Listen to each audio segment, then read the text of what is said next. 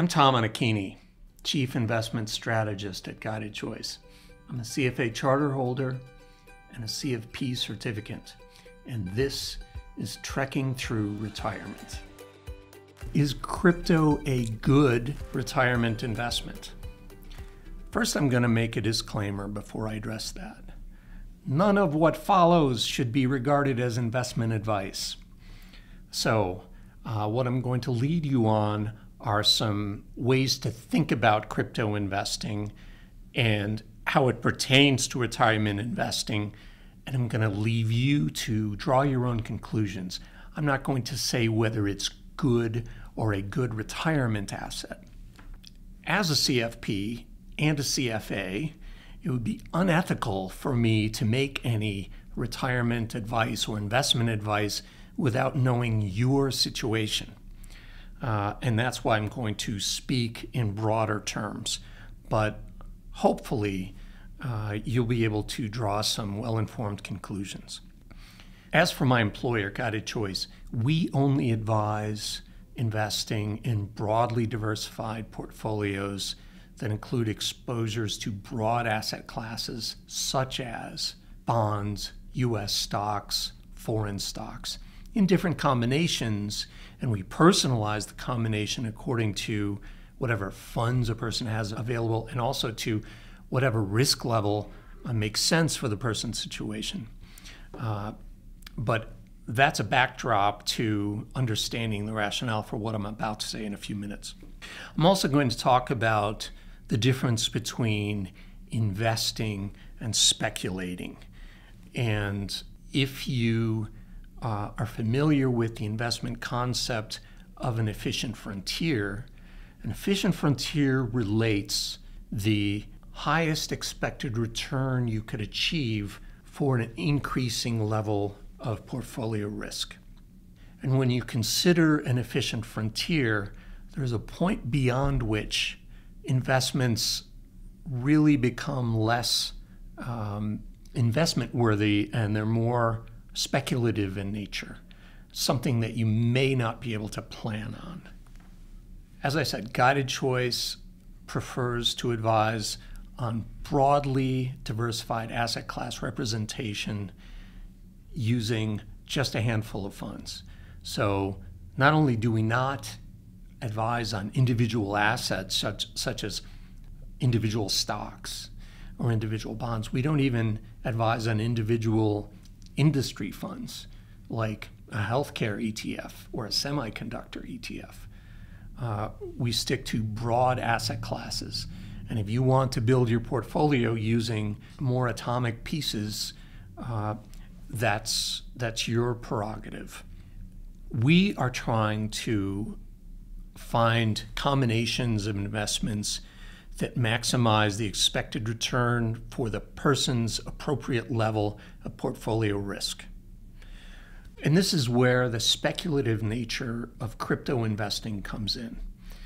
Not only do crypto investments entail individual coins or tokens, but their volatility is very high. So if you look at the kind of efficient frontier we tend to use when we're advising people saving for retirement and spending in retirement, the volatility of crypto assets tend to be a multiple of the volatility that we would ever recommend for the most aggressive allocations we might recommend.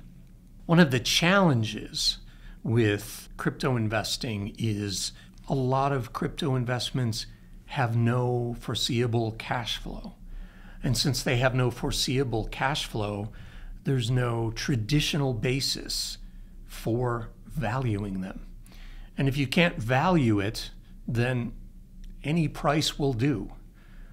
Just as much as you might say Bitcoin is overpriced at 40,000, you might say it's underpriced at 40,000. And who's to say you're wrong? Because there's no cash flow stream or expected cash flow stream to discount to make your case. So it's not something in our advice that we take a position on. Let's talk about crypto, though, in retirement portfolios. in thinking about whether crypto is a good retirement investment, let me shift from my perspective and Guided Choice's perspective and talk about the Department of Labor's perspective. Their revealed preference is for you not to invest in crypto in your retirement plans. They obviously do not think that crypto is a good retirement investment. And I say obviously in revealed preference based on the actions that the Department of Labor has come up with. A lot of investment firms have attempted to allow for crypto investing in retirement plans, whether through brokerage windows or whatever. And the Department of Labor has made clear they're not in favor. So I think what that means is if you insist on shoehorning crypto investments into your retirement portfolios, it might be best to look at some kind of self-directed IRA. And that's not investment advice. That's conditional on your desire to have crypto in a retirement portfolio. But if you're going to have it in a directed IRA, there are easier ways to get exposure to crypto. First of all, there are several crypto and blockchain-based ETFs and ETNs available. And you can certainly invest in those in your IRA. Investing in exchanges such as Coinbase or in chip makers such as NVIDIA. Again, not investment advice because I don't advise investing in individual investments. But my personal view is, and I say this whenever somebody asks me, well, what about investing in this stock or that? I say, if you're going to invest in it, use money that you can afford to lose. So just as you wouldn't take money that you're going to need to live on to go to Vegas to spend at the blackjack tables, you shouldn't bet your retirement savings on anything speculative, whether it's crypto or individual stocks. That's my personal view. As far as I know, and I'm not an expert, but as far as I know, the prominent and prevailing use case of Bitcoin is as speculation, period. I have read that some people have succeeded in transacting in residential real estate in countries such as Argentina. I don't know whether that was true at once or if it's still true or if it will remain to be true. But for the most part, I regard Bitcoin as something with only one use case, and that is speculation.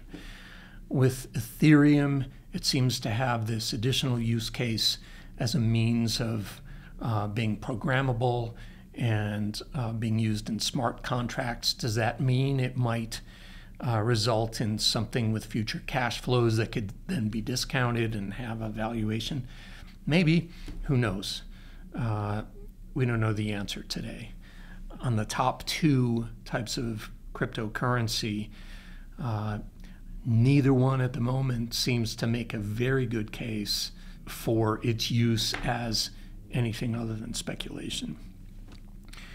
As I said, there are some ways to invest indirectly, such as Coinbase or NVIDIA.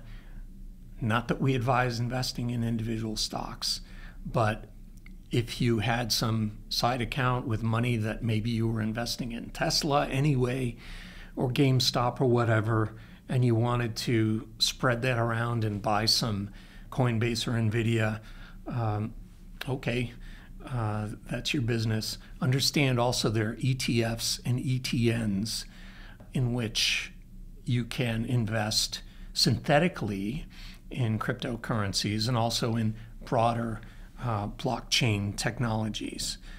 I'll mention one other thing, and this is something you may not realize, and that is if you already hold investment index funds in your investment portfolios, guess what? You already hold investments in NVIDIA and Coinbase, so you are at least indirectly participating in the cryptocurrency business. Investment professionals like to balance the risk in portfolios. And what that means is if there are risky investments, we like to be able to rebalance them. And you can imagine that would be very difficult to do in something as illiquid as a Bitcoin wallet or Ethereum.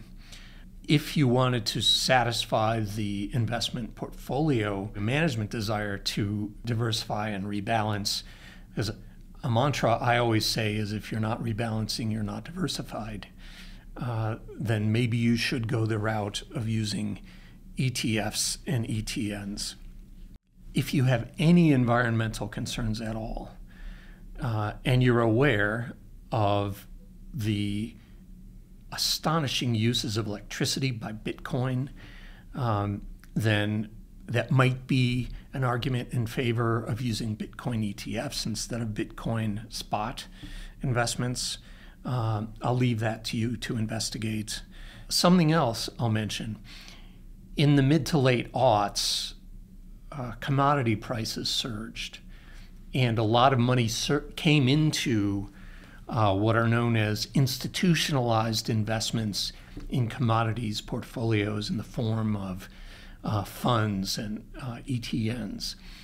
And there was an argument then that the diversification properties of commodities was diminished because the same money that was investing in stock markets was now investing in commodities ETNs.